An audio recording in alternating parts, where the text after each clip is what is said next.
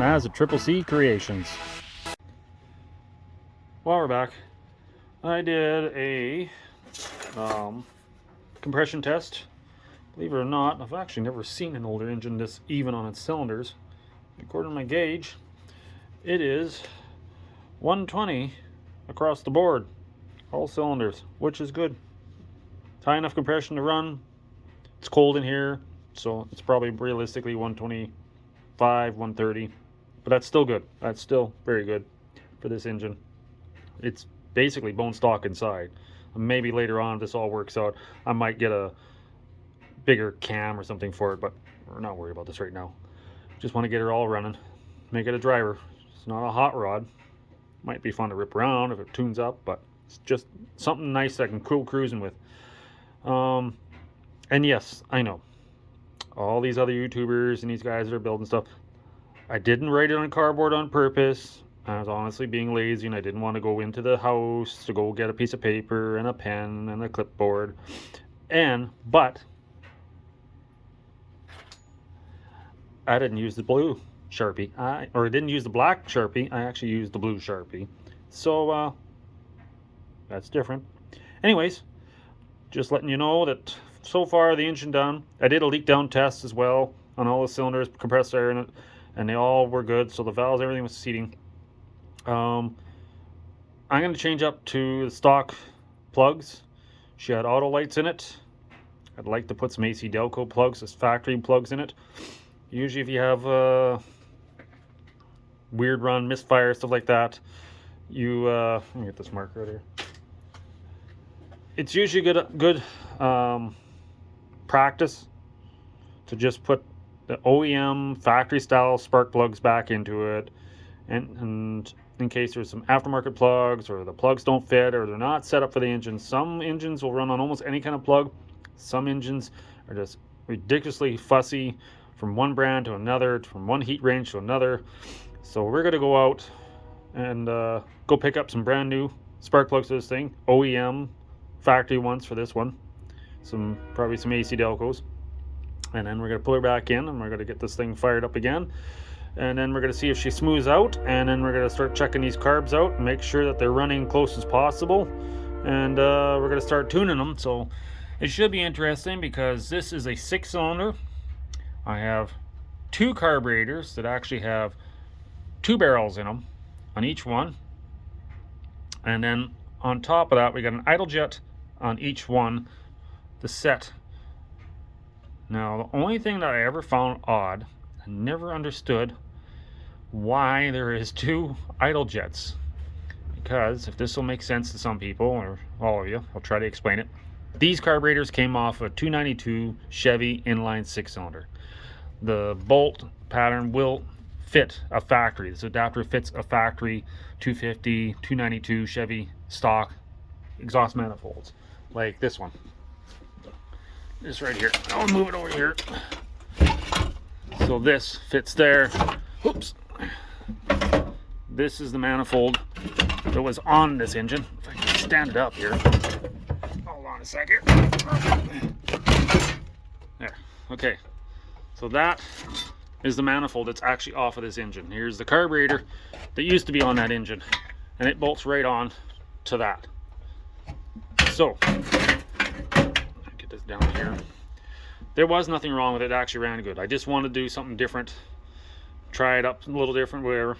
So what I'm getting at is, this is stock manifold. This is the same style it would be on a 292 Chevy 6-cylinder, which was actually out of a combine.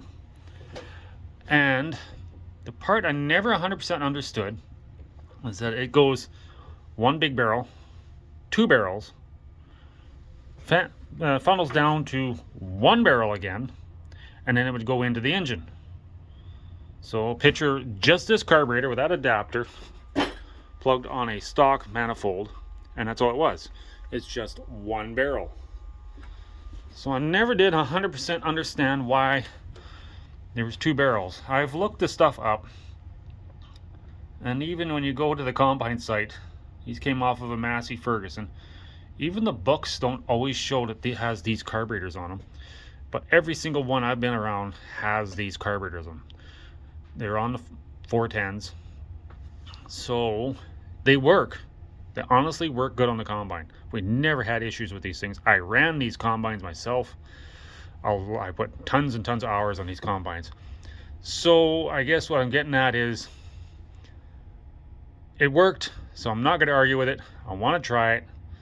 But now I got to figure out how to set up this idle jet and get this thing to idle nice and clean. But before we do all that, we have to do the spark plugs. Double check the distributor. There was a new distributor cap and everything on it when this thing was put together. So we'll try that and I'll get back to you. Plugged in, it should be warm. Not bad. Should start up again. I have to prime it. But I want to see if we can get this thing running smoother and start messing with these carburetors. And we'll get it running decent. Then we're going to start plumbing all the turbo and intercoolers. Usually, the rule is all the way down on the idle mix screw, and anything a minimum of 3/4 of a turn to 2 turns out should be a good baseline. But this is not a stock base engine, so setup. So we'll just go from scratch and go from there. So let's see here. We'll go get a screwdriver here. We can set this thing up.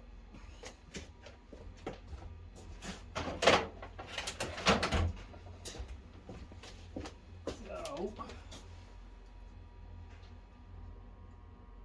1, 2. Pretty close. Okay, so 1,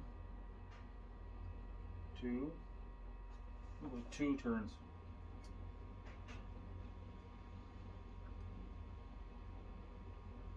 1, 2. Not you.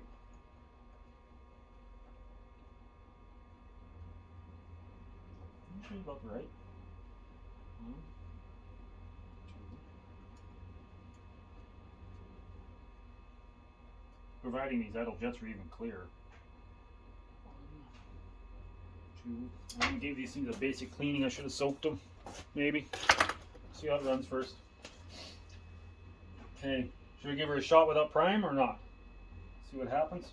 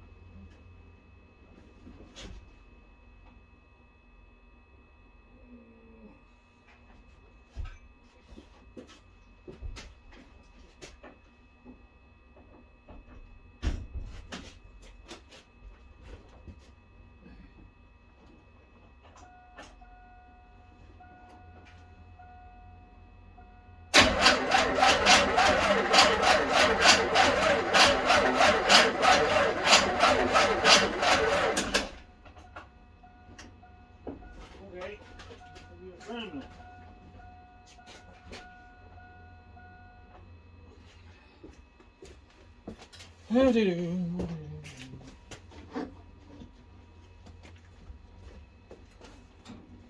think I'm going to have to put a new starter in this thing. It doesn't turn very fast.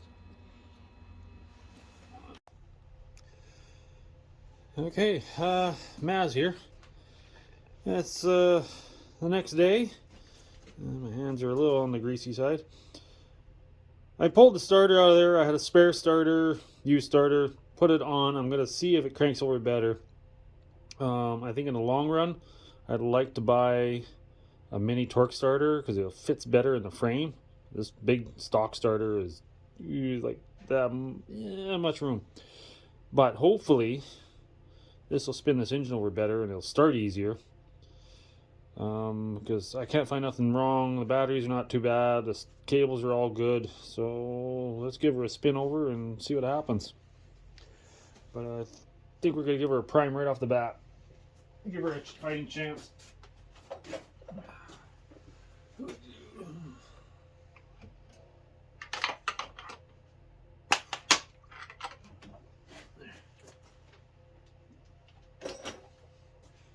Here goes.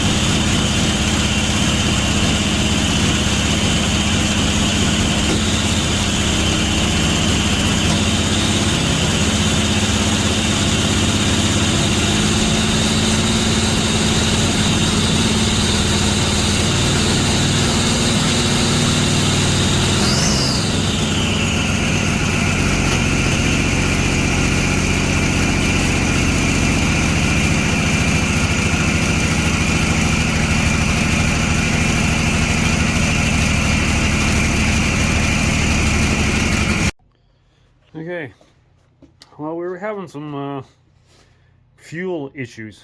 It wasn't delivering fuel to these carbs. It's still running the mechanical fuel pump. You can see it right there. I just had a temporary jug rigged up on the floor here to run it till I get the tank plumbed up. But it seems like it's crapped out. It was randomly pumping fuel and then not fuel and then fuel, so that's why we were having these idle problems, I think. So I put in a electric inline pump and just gonna run that. I had one on the shelf here, so we're gonna run that and see if that makes it work. So here we go. This time hopefully she'll run and idle.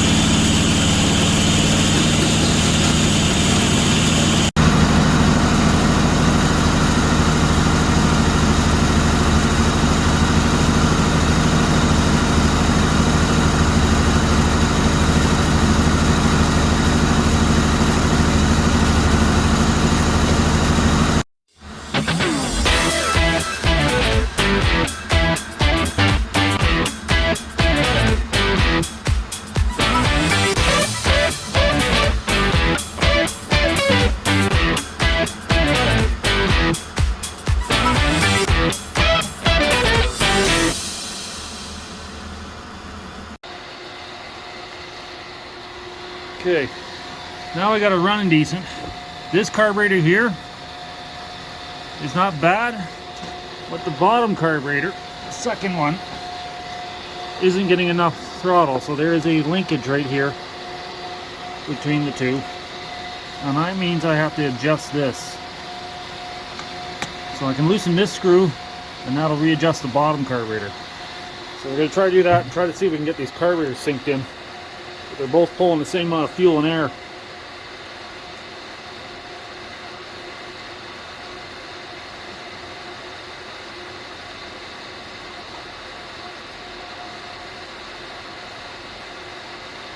So what I'll do is, I got idle screws on both, and I'll set them. I'll leave this one loose, and then I can adjust this idle screw and the bottom idle screw until I get them where I want them, and then I should be able to lock it down and it should be good. Start up again here.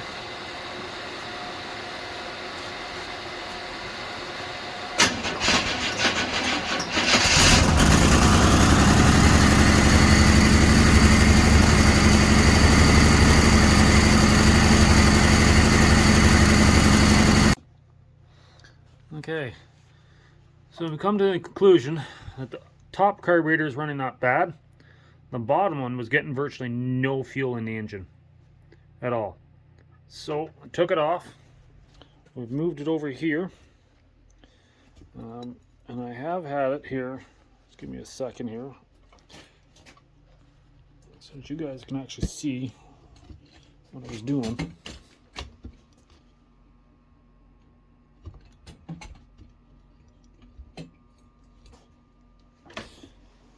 I had this one off.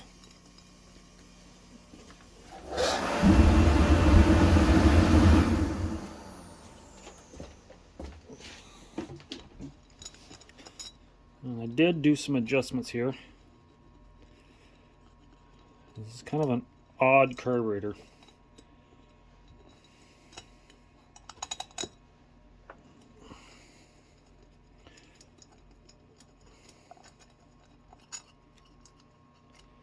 Gotta be careful with this. Oop. Okay, so obviously, anybody has any idea about carburetors, fuel goes in here, fills up, usually around the halfway point or so, and then there's this float And the problem was, right now I think I got it adjusted right.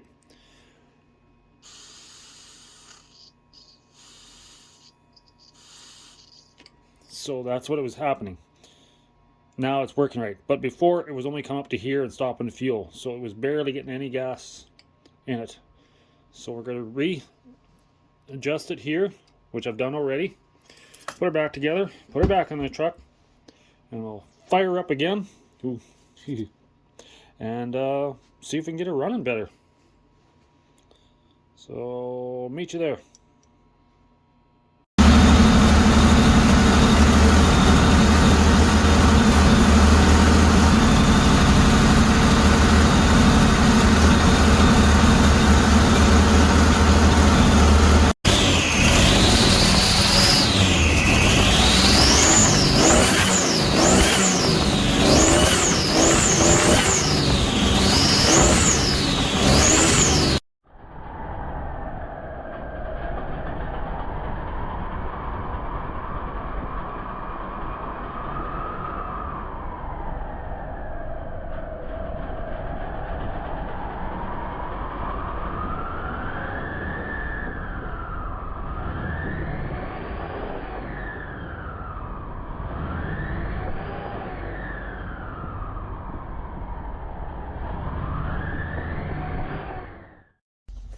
It's Maz here. So we got the little S10 street rod actually running pretty good, but as you've seen at the end of the video, there was a big puff of white. So there is a pretty good chance now. It was heating up faster than normal. It was getting warm. Wasn't fried, but I shut it down before it got too hot. But it was not, something wasn't quite right. It was building pressure in the rad, and now we're seeing that puff of white out of it.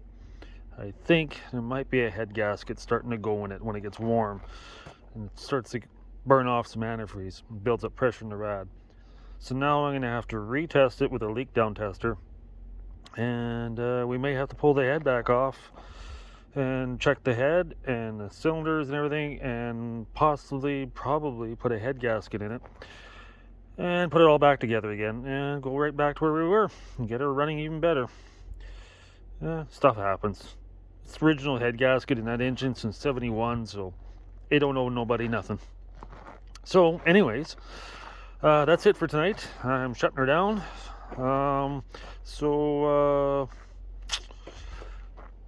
If you like the video, make comments, whatever.